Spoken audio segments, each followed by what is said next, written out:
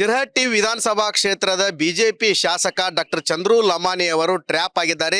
ಈ ಲೋಕಾಯುಕ್ತ ಟ್ರ್ಯಾಪ್ನಲ್ಲಿ ಸಾಕಷ್ಟು ಷಡ್ಯಂತ್ರ ನಡೆದಿದೆ. ಹೀಗಾಗಿ ಅವರು ಟ್ರ್ಯಾಪ್ ಆಗಿದ್ದಾರೆ ಅಂತೇಳಿ ಬಂಜಾರ ಮಹಾಸಭಾದ ಸದಸ್ಯರು ಮತ್ತು ಗದಗ ಜಿಲ್ಲಾ ಬಂಜಾರ ಮಹಾಸಮುದಾಯದ ಏನು ಸಮುದಾಯ ಇದೆ ಆ ಸಮುದಾಯದ ಮುಖಂಡರು ಕೂಡ ಹೇಳ್ತಾ ಇದ್ದಾರೆ. ನಮ್ಮ ಜೊತೆಗೆ ಮಾತನಾಡಲು ಸಾಕಷ್ಟು ಬಂಜಾರ ಸಮುದಾಯದ ಮುಖಂಡರಿದ್ದಾರೆ, ಅವರನ್ನ ಮಾತಾಡ್ಸೋಣ. ಸರ್, ಇವಾಗ ಈ ಒಂದು ಟ್ರ್ಯಾಪ್ ಆಗಿದ್ದು ಈ ಹಿನ್ನೆಲೆ ಕುತಂತ್ರ ಇದೇನೋ, ಕೈವಾಡ ಇದೆ, ಏನು ನಿಮ್ಮದು? ನಾವೀಗಾಗಲೇ ಮಾಧ್ಯಮದ ಮುಖಾಂತರ ಸಾಕಷ್ಟು ಹೇಳಿದೀವಿ. ಈ ಕುತಂತ್ರನೇ ಇದೆ, ಇದರಲ್ಲಿ ಕುತಂತ್ರ ಬೇರೆ ಮಾತಿಲ್ಲ.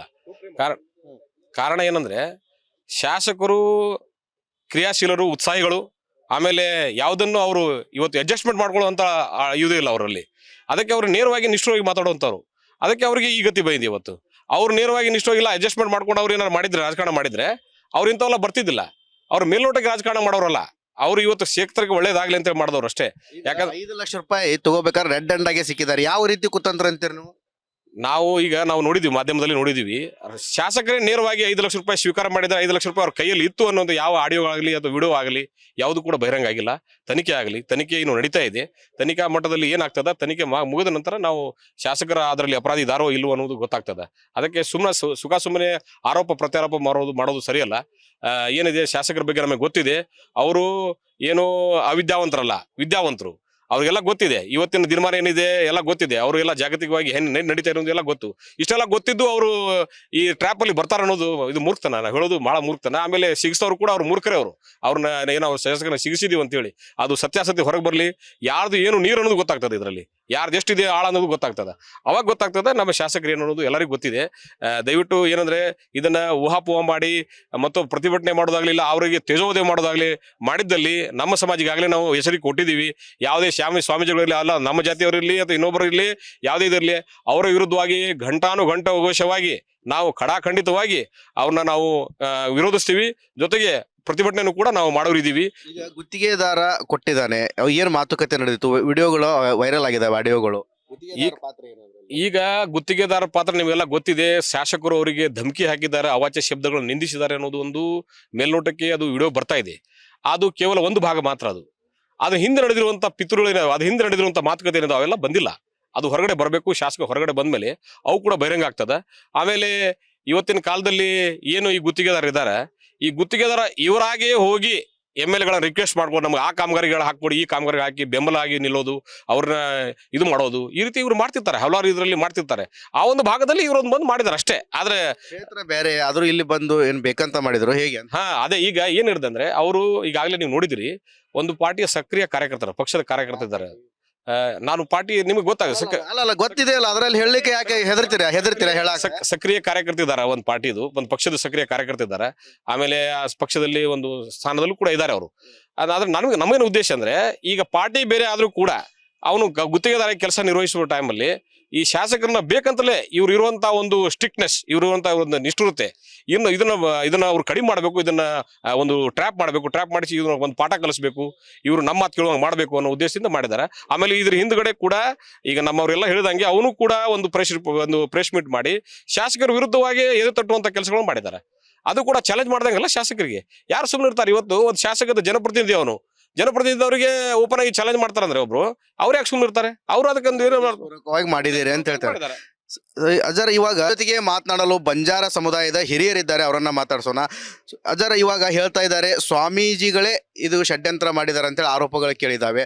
ಆದರೆ ಸ್ವಾಮೀಜಿಗಳು ಹೇಳ್ತಾರೆ ನಾನು ಷಡ್ಯಂತ್ರ ಮಾಡಿಲ್ಲ, ಅದ್ರ ಹಿಂದಿನ ಅಡಿಯೋ ಅಂತೇಳಿ. ಸ್ವಾಮೀಜಿಗಳಿಗೂ ಮತ್ತು ಬಂಜಾರ ಸಮುದಾಯಕ್ಕೆ ಏನ್ ರಿಲೇಷನ್? ಅವರು ಒಂದೇ ಸಮುದಾಯದವರು, ಶಾಸಕರು ಒಂದೇ ಸಮುದಾಯ, ಯಾಕೆ ಇಷ್ಟು ವೈರತ್ವ ಇದಂತ?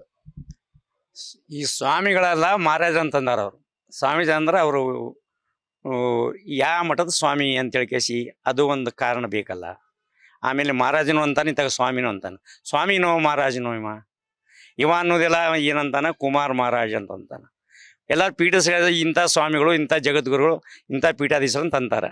ಇವನಿಗೆ ಯಾವ ಮಠದ ಪೀಠಾಧೀಶರು ಅಂತ ಮಾಡ್ಯಾರ. ಆದ್ರೆ ನಮ್ಮ ಬಂಜಾರರೊಳಗೆ, ನಮ್ಮ ಬಂಜಾರ ಅಂತ ಅಂತೀರಲ್ಲ, ಬಂಜಾರದಿಂದ ಸಾಕಷ್ಟು ಜನರು ಮಠಾಧಿಪತಿಗಳಾಗ್ಯಾರ. ಸಿದ್ಧಲಿಂಗ ಸ್ವಾಮಿಗಳಾಗ್ಯಾರ, ಸೋಮಲಿಂಗ ಸ್ವಾಮಿಗಳಾಗ್ಯಾರ, ಶಿವಾನಂದ ಸ್ವಾಮಿಗಳಾಗ್ಯಾರ, ತಿಪ್ಪೆ ಸ್ವಾಮಿಗಳಾಗ್ಯಾರ. ಇಲ್ಲಿ ಬಿಜಾಪುರ ಒಳಗೆ ಆಗ್ಯಾರ. 108 ಜಿಲ್ಲೆಗೆ ಒಂದು 5-6 ಜನ ನಮ್ಮ ಮಂದಿ ಎಲ್ಲರೂ ಮತ್ತೊಂದು ಪೀಠಕ್ಕೆ ಸ್ವಾಮಿಗಳೇ ಆಗ್ಯಾರ. ಆದ್ರೆ ಅವರು ನಮ್ಮ ಬಂಜಾರ ಸ್ವಾಮಿಗಳಂತ ಅವ್ರು ಅನ್ನೋದಲ್ಲ, ಇವ ಬಂಜಾರ ಸ್ವಾಮಿಗಳು ಹೆಂಗಂತಾನ, ಮತ್ತೆ ಇವ್ರು ಸೋಮಲಿಂಗ ಸ್ವಾಮಿಗಳು ಅನ್ಬೇಕು, ಸಿದ್ಲಿಂಗ, ನಾವು ಬಂಜಾರ ಸ್ವಾಮಿಗಳಂತೆ ಅವ್ರು ಯಾಕೆ ಅನ್ನೋದಿಲ್ಲ, ಇವ ಯಾಕಂತಾನ, ಇವ ಒಂದೇ ಜಾತಿಯಿಂದ ಇನ್ನೊಂದು ಜಾತಿಗೆ ಮತಾಂತರ ಆದಂಗ. ನಮ್ಮ ಬಂಜಾರ ಅಲ್ಲ ಇವ, ನಿಮ್ ಸ್ವಾಮಿಗಳಲ್ಲ, ನಿಮ್ಮ ಮಂದಿಯ ಸ್ವಾಮಿಗಳಲ್ಲ. ಅಲ್ಲ ನಮ್ಮ ಸ್ವಾಮಿಗಳಂತಂದ್ರೆ ನಾವು ಭಗತ, ಸಾಧ, ಆಮೇಲೆ ಸಂತರು, ಹರಿಭಕ್ತರು, ಶಿವಭಕ್ತರು ಅಂತ ಕೆಲವೊಂದು ಇರ್ತಾರ. ಹಂಗೆ ನಮ್ಮಲ್ಲೇನು ಏನಂತಾರ, ಭಗತ್ ಅಂತಾರ. ಆದ್ರೆ ನಮ್ಮಲ್ಲಿ ಮಠ ಅನ್ನೋದಲ್ಲ, ಏನಿದ್ರು ಸಹಿತ ಗುಡಿ ಅಂತಾರ, ದೇವಸ್ಥಾನ ಅಂತಾರ, ಮಠ ಅಂತಾರ. ಇವು ಮೂರು ಒಂದೊಂದು ಭಾಷೆ ಒಂದೊಂದು ಅಂತಾರ. ಅದಕ್ಕೆ ನಮ್ಮ ಸಮಾಜ ವತಿಯಿಂದ ಅವ್ರಿಗೆ ಒಂದು ದೀಕ್ಷಾ ಕೊಟ್ಟಿರ್ತಾರ. ಅಂದ್ರೆ ಅವ ಪೂಜಾರಿ ಭಗತ್ ಅಂದ್ರೆ ಪೂಜಾರಿ. ಆ ಮಠಕ್ಕಾಗಲಿ, ಆ ಮಟ್ಟಿಗಾಗಲಿ, ಆ ದೇವಸ್ಥಾನಕ್ಕೆ ಸೀಮಿತ. ಆದ್ರೆ ಇವ ನಮ್ಮ ಜಾತಿ ಕೆಲವೊಂದು ಗುಡಿ ಗುಂಡಾರಗಳಾಗಲಿ ಮಠ ಆಗಲಿ ಅಂತ ಇರ್ತಾವ. ಇವ ನಮ್ಮ ಸಮಾಜದ ಮಾರಾದ ಅಂತಾರನ ಮಠಕ್ಕೆ, ಗುಡಿಗೆ, ಮಟ್ಟಿಗೆ ಸೀಮಿತ ಆಗ್ಯಾನ ಇವ. ಬಂಜಾರ ಅನ್ನಕ್ಕೊಂದು ಕಾರಣ ಬೇಕಾ? ಈಗ ಸ್ವಾಮಿಗಳು ಈಗ ಅವರನ್ನ ಈಗ ಬಹಿಷ್ಕಾರ ಮಾಡ್ತಿರೋ ನಿಮ್ಮ ಇದ್ರಲ್ಲಿ? ನಾವು ಅವರಿಗೆ ಅವ ಮತಾಂತರ ಆಗ್ಯಾನ. ನಮ್ಮ ಮಂದಿ ಸ್ವಾಮೀಜಿನ ಅಲ್ಲ, ನಮ್ಮ ಸಂಬಂಧ ಇಲ್ಲ, ನಮ್ಗೆ ಸಂಬಂಧನೂ ಇಲ್ಲ. ನಮ್ಮ ಸಮಾಜಕ್ಕೆ ಬಂದಾಗ ನಾವು ಅವ್ನ ಬಹಿಷ್ಕಾರ ಮಾಡ್ತೀವಿ. ಆದ್ರೆ ಅವ ಯಾವುದೋ ಒಂದು ಮಠಕ್ಕೆ ಮತಾಂತರ ಆಗ್ಯಾನಲ್ಲ, ಆದ್ರೆ ಆ ಮಠದವ್ರು ಇವ್ ಮಠಾಧಿಪತಿ ಅನ್ನಿಸ್ಕೊಂಡಾರೋ ಇಲ್ಲದು ನಮ್ಗೆ ಗೊತ್ತಿಲ್ಲ. ಅವಾಗ ಯಾವ ಗುರುಗಳು ಇವ್ಗೆ ದೀಕ್ಷಾ ಕೊಟ್ಟಾರೋ, ಇವನ ಆದಿನೊಳಗೆ ಇವ್ ಕೂಡ್ಸಾರೋ ಅದು ನಮಗೆ ಗೊತ್ತಿಲ್ಲ. ಯಾಕಂದ್ರೆ ನಮ್ಮ ಗದಗ ಜಿಲ್ಲೆ ಒಳಗೆ ಶಿರಟ್ಟಿ ತಾಲೂಕಿನೊಳಗೆ ಇವ ಫಸ್ಟ್ ಹಾವೇರಿ ಡಿಸ್ಟಿಕ್ ಸವಣೂರು ತಾಲೂಕ್ದವ, ಕೃಷ್ಣಾಪುರದವ. ಇವ ಈತಾತಾಗ ಬಂದ ಕಸಿ ನಮ್ಮ ಮಹಾರಾಜರ ಹೆಸರು ಕೆಡ್ಸಾಕ ಕೆಲವೊಂದು ಉದ್ಭವಗಳನ್ನು ಮಾಡಿದಾಗ ಇವ ನಮ್ಮ ಮಂದ್ಯಾಗ ಆಗ ನೀವು ಮಹಾರಾಜನೊಂದ ಹೆಸರು ಇನ್ನಾದರೂ ಐತಿ. ಯಾಕಂದ್ರೆ ನಮ್ಮ ಶಿವಲಾಲ್ ಮಹಾರಾಜರು ಅಂತಂದ್ರೆ ಅವನ ಭಕ್ತ ಅಂತ ಅನಿಸ್ಕೊಂಡು ನಮ್ಮ ತಾಂಡೆ ಪ್ರವೇಶ ಮಾಡಿದ. ಇವ ತಾಂಡೆ ಪ್ರವೇಶ ಮಾಡಿದಾಗ ಇವರೆಲ್ಲ ತಾಂಡೆದವ್ರು ಎಲ್ಲರೂ ಇವ್ ನಮ್ಮ ಬಂಜಾರ ಅಂತಂದ್ರು.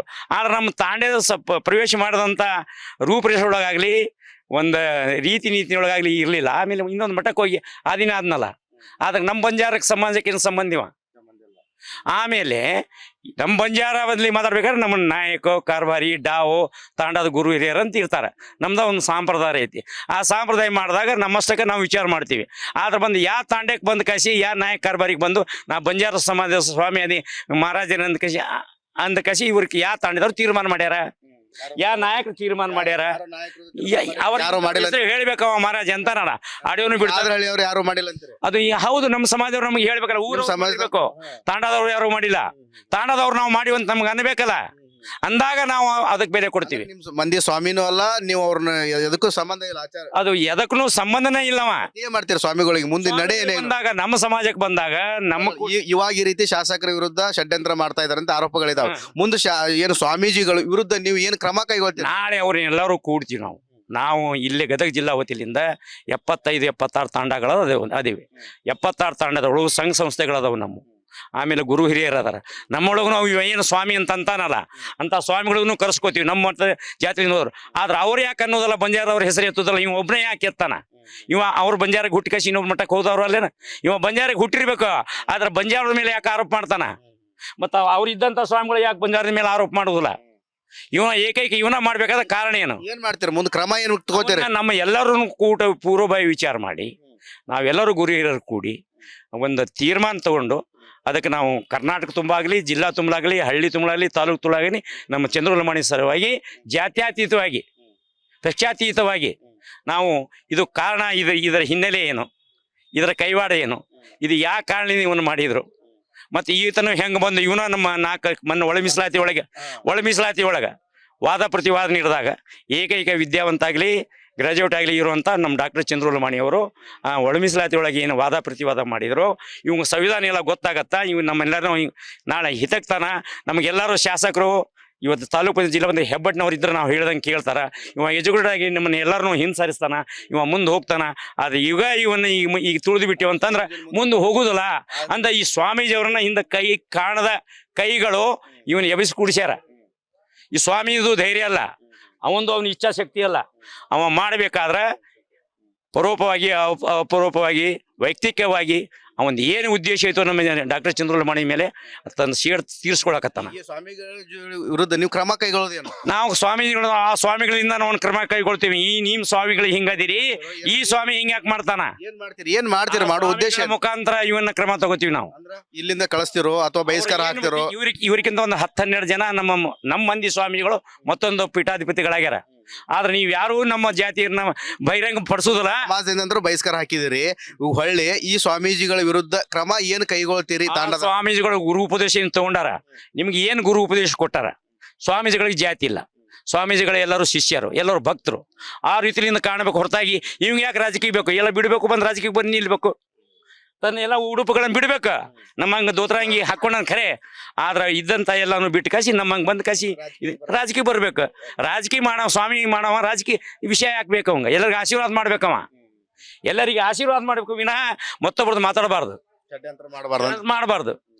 ಯಾಕಂದ್ರ ಇವನು ಇವ ಹೇಳಿದ, ಇನ್ನೊಬ್ಬ ಹೇಳ್ತಾನ. ಈಗ ನಾಳೆ ಹೋರಾಟಕ್ಕೆ ನಿಮ್ದು ಬೆಂಬಲ ಇದೆಯೋ ಬಂಜಾರ ಸಮುದಾಯದ್ದು? ಏನ್ ಹೇಳಕ್ ಇಷ್ಟಪಡ್ತೀವಿ? ನಮ್ಮ ಇಡೀ ಗದಗ ಜಿಲ್ಲೆಯಿಂದ ಬಂಜಾರ ಸಮಾಜದವ್ರು ಎಲ್ಲರೂ ಬೆಂಬಲ ಇದೆ. ನಾಳೆ 4,000 to 5,000 ಜನ ಸೇರ್ತಾರೆ ದೊಡ್ಡ ಪ್ರಮಾಣದ. ಅದರಲ್ಲಿ ನಾವು ಅಭಿಮಾನಿಗಳಿಂದ ಮಾಡಕ್ ಕುಂತೀವಿ, ಯಾವುದೇ ಪಕ್ಷಿತವಾಗಿ ಅಥವಾ ವೈಯಕ್ತಿಕ ಮಾಡಕ್ ಕುಂತಿಲ್ಲ. ನಾವು ಬರೋಂಥ ಜನರಿಗೆ ಸ್ವಇಚ್ಛೆಯಿಂದ ಗಾಡಿ ಮಾಡ್ಕೊಂಡು ಅವ್ರು ಬರಕುಂತಾರೆ, ತಾಂಡ ವತಿಯಿಂದ, ಹಳ್ಳಿ ವತಿಯಿಂದ. ಆಮೇಲೆ ಯಾರೋ ನೀರು ಕೊಡ್ತಾರ, ಯಾರೋ ಊಟ ಕೊಡ್ತಾರ, ಎಲ್ಲ ಪಕ್ಷಿತವಾಗಿ ಮಾಡಕ್ ಕುಂತಾರ. ನಾಳೆ ಹೋರಾಟಕ್ಕೆ ಷಡ್ಯಂತ್ರ ಬಗ್ಗೆ ಏನ್ ಹೇಳ್ತೀರಿ? ಅಲ್ರಿ, ಒಂದು ಪ್ರಶ್ನೆ ನಮ್ಗೆ ಆಗಲೇ ನಿಮ್ಗೆ ಕೇಳಿದೆ. 101 ಮಂದಿ ಅದಾರ ನಮ್ಮಲ್ಲಿ, ಎಲ್ಲ ಕಾಂಟ್ರಾಕ್ಟರ್ ಅದಾರ. ಅವ್ರ ಕಡೆ ಏನೂ ಆಬ್ಜೆಕ್ಷನ್ ಇಲ್ಲ. ಗದಲಿಂದ ಅಲ್ಲಿ ಯಾಕೆ ಬಂದರು? ಅವರು ಟೆಂಡರ್ ಆಗಿದ್ದು ಸಾಧಾರಣ ಒಂದು 7-8 ತಿಂಗಳ ಹಿಂದಾಗೈತಿ. ಅದು ಸಣ್ಣ ನೀರಾವರಿ ಇಲಾಖೆ, 1 ಕೋಟಿ ರೂಪಾಯಿ ಇರ್ಬೇಕು. ಅದು ಅವನ ಹೆಸರು ಟೆಂಡರ್ ಆಗಿ 5-6 ಮಂದಿ ಹಾಕಿರ್ತಾರೆ. ಅದು ಯಾರು ಟೆಂಡರ್ ಆಗಿರ್ಬೇಕು. ಇಡೀ ನಮ್ಮ ಶಿರಟ್ಟಿ ತಾಲೂಕು, ನಮ್ಮ ಕ್ಷೇತ್ರದಾಗ 100 ಮಂದಿ ಮೇಲೆ ಅದ್ರ. ಮತ್ತು ಅವ್ರು ಏನೋ ಆಬ್ಜೆಕ್ಷನ್ ಇಲ್ಲ. ಇವ್ರಿಗೆ ಹರಾಸ್ಮೆಂಟ್ ಮಾಡಿದಾಗ MLA ಅವ್ರಿಗೂ ಹರಾಸ್ಮೆಂಟ್ ಮಾಡಿರ್ಬೇಕಲ್ಲ, ಅವ್ರು ಯಾಕೆ 100 ಮಂದಿ ಆದ್ರೆ. ಆಮೇಲೆ ನಿಮ್ಮ ಕೂಡ ಪ್ರೆಸ್ ಮೀಟ್ ಮಾಡ್ಯಾರ ಅವರು ಎಲ್ಲ. ಮತ್ತು ಅವ್ರಿಗೆ ಯಾಕೆ ನೋವಾಗಲಿಲ್ಲ, ಇವ್ರಿಗೆ ಯಾಕೆ ಆತು ಅಂದ್ರೆ ಅದು ಉದ್ದೇಶ ಏನು? ಚಂದ್ರು ಡಾಕ್ಟರ್ ಸಿಗಿಸ್ಬೇಕು, ಬ್ಲಾಕ್ ಮೇಲ್ ಮಾಡಬೇಕು, ಅವ್ನ ಧೈರ್ಯ ಕುಂದಿಸ್ಬೇಕು, ಎಲ್ಲೇ ಮಾತಾಡಬಾರ್ದು. ಒಂದು ಹೇಳ್ತೀನಿ, ಮುಂದೆ ದಿನಮಾನ ಇವನ ಆರಿಸ್ಬರ್ತಾನಂದ್ರೆ ಕೆಲವರಿಗೆ ಹೆದರಿಕೆ ಐತಿ ನಮ್ಮ ಕ್ಷೇತ್ರದಾಗ. ಯಾಕಂದ್ರೆ ಆ ರೀತಿ ಪವರ್ಫುಲ್ ಅದಾರ, ಆ ರೀತಿ ಇಂಟೆಲಿಜೆಂಟ್ ಅದಾರ ಅವರು. ನಮ್ಮನ್ನು ಮುಂದೆ ಬಿಡಂಗಿಲ್ಲ, ಈಗ ತುಳಿದು ಬಿಡ್ಬೇಕು ಇವ್ರನ್ನ. ಆಮೇಲೆ ಒಳ ಮೀಸಲಾತಿ ಸಲುವಾಗಿ ಎಲ್ಲ ಕಡೆ ಮಾತಾಡಿದರು. ಅದೇ ದಿವಸ ಕೌಂಟರ್ ಕೊಟ್ಟರು ಕೆಲವೊಂದು ಮಿನಿಸ್ಟ್ರಿಗಳಿಗೆ. ಕೆಲವು ಮಿನಿಸ್ಟರ್ ಕೌಂಟರ್ ಕೊಟ್ರ, ಬೆಳಗಾವಿ ತಗೋರಿ, ಬೆಂಗಳೂರು ತಗೋರಿ, ಸಮಾಜ ಬಗ್ಗೆ ಒಳ ಮೀಸಲಾತಿ ಹೊರಗೊಂಡು ಯಾರು ಮಾತಾಡಲಿಲ್ಲ, ಇವರೊಬ್ಬರು ಮಾತಾಡಲಿ. ಅಲ್ಲಿಂದ ಅವ್ರ ಮೇಲೆ ಕಣ್ಣಿಗೆ ಸರಿತು, ಇವ್ರು ಏನೋ ಮಾಡಿ ಸಿಗಿಸ್ಬೇಕು. ಇವ್ರು ಮುಂದೆ ಬೆಳಿಬಾರ್ದು. ಬೇಕಂದ್ರೆ ಷಡ್ಯಂತ್ರ ಮಾಡಿ ಸಿಗಿಸ್ಯಾರ ಅಲ್ರಿ. ಸಿರಟ್ಟಿ ಒಳಗೆ 100 ಮಂದಿ ಅದ್ರಲ್ಲ, ಅವ್ರು ಮಾಡ್ಬೇಕಾಯ್ತಲ್ಲ. ಇವ್ರು ತೊಂದರೆ ಕೊಟ್ಟು ಅವ್ರಿಗೂ ಕೊಟ್ಟಿರ್ಬೇಕಲ್ಲ ಅವ್ರು. ಮತ್ತು ಅವ್ರು ಯಾಕೆ ಮುಂದೆ ಬರವಲ್ಲ ಹಂಗಾರ? ಅಲ್ರಿ, ಅವ್ರು 2-3 ಕೋಟಿ ರೂಪಾಯಿ ಕೆಲಸ ಮಾಡಿದ್ರೆ ನೀವು ಬಾಹ್ಯ ಇದ್ರ ಬೆಂಬಲ ಶಾಸಕರು ಕೊಡ್ತಿದ್ರಿ? ಸಂಪೂರ್ಣ ಬೆಂಬಲ ಕೊಡ್ತೀವಿ. ನಮ್ದು ಅಷ್ಟಲ್ಲ, ಗದಗ ಜಿಲ್ಲೆ ಅಷ್ಟಲ್ಲ, ಕರ್ನಾಟಕದಿಂದ ಎಲ್ಲ ಬೆಂಬಲ ಕೊಡಬೇಕು. ಎಲ್ಲ ಸ್ವಾಮೀಜಿಯವರು ಅವರೆಲ್ಲರೂ ಪಕ್ಷಾತೀತವಾಗಿ ಕೊಡ್ತಾರೆ. ಇದು ಪಕ್ಷದಲ್ಲ, ನಮ್ಮ ಸಮಾಜ ಘನತೆ ಗೌರವ. ಆಮೇಲೆ ನಮ್ಮ ಸಮಾಜಿಗೆ ಏನು ತುಳಿಯಲ್ಪಟ್ಟಾರಲ್ಲ ಯಾರಾದಾರ ಅಂತ ನಮ್ಗೆ ಈಗಾಗಲೇ ಗೊತ್ತದವು. ಸ್ವಾಮಿಗಳ ವಿರುದ್ಧ ಕ್ರಮ ಏನು ಕೈಗೊಳ್ತಾರೆ? ನಾವು ಸ್ವಾಮೀಜಿಗಳ ಕ್ರಮ ನಾವು ಮಾತಾಡಂಗಿಲ್ಲ ಅದ್ರ ಬಗ್ಗೆ. ಸ್ವಾಮೀಜಿರ ಅವ್ರು ಏನು ತಿಳಿತೈತೆ ಅವರು ಮಾಡ್ಕೊಳ್ಳಿ. ಅದನ್ನು ಸ್ವಾಮೀಜಿ ಅಂತ ನಮ್ಗೆ ಸಂಬಂಧ ಇಲ್ಲದ ವಿಷಯ ಅದ. ಒಟ್ಟಾರೆ ಹೇಳ್ಬೇಕಂತಂದ್ರೆ ಏನು, ಶಿರಹಟ್ಟಿ ಶಾಸಕರಾದಂಥ ಡಾಕ್ಟರ್ ಚಂದ್ರು ಲಮಾನಿ ಅವರು ಲೋಕಾಯುಕ್ತ ಟ್ರ್ಯಾಪ್ ಆಗಿದ್ದಾರೆ. ಇವಾಗ ಎಲ್ಲ ಬಂಜಾರ ಸಮುದಾಯದವರು ಕೂಡ ಅವರಿಗೆ ಬೆಂಬಲಕ್ಕೆ ನಿಂತಿದ್ದಾರೆ. ಅದೇ ರೀತಿಯಾಗಿ ಈ ಲೋಕಾಯುಕ್ತ ಟ್ರ್ಯಾಪಿನ ಹಿಂದ್ಗಡೆ ಸ್ವಾಮೀಜಿಯವರ ಕೈವಾಡ ಇದೆ ಅನ್ನೋ ಆರೋಪ ಕೂಡ ಕೇಳಿ ಬಂದಿತ್ತು. ಇದಕ್ಕೆ ಈ ಬಂಜಾರ ಸಮುದಾಯದ ಮುಖಂಡರು ಕೂಡ ಹೇಳ್ತಾ ಇದ್ದಾರೆ, ಅವರು ಬಂಜಾರ ಸಮುದಾಯದವರೇ ಅಲ್ಲ, ನಮ್ಮ ಸ್ವಾಮೀಜಿಗಳೇ ಅಲ್ಲ ಅಂತ ಹೇಳ್ತಾ ಇದ್ದಾರೆ. ಈ ಒಂದು ಪ್ರಕರಣ ಮುಂದಿನ ದಿನಗಳಲ್ಲಿ ಯಾವೆಲ್ಲ ಹಂತಕ್ಕೆ ತಲುಪುತ್ತೆ ಅನ್ನೋದನ್ನು ಕಾದು ನೋಡಬೇಕಾಗಿದೆ. ಕ್ಯಾಮ್ರಾಮ್ಯಾನ್ ಮಂಜುನಾಥ್ ಜೊತೆ ಮಂಜು ಪತ್ತಾರ್, ರಿಪಬ್ಲಿಕ್ ಕನ್ನಡ, ಗದಗ್.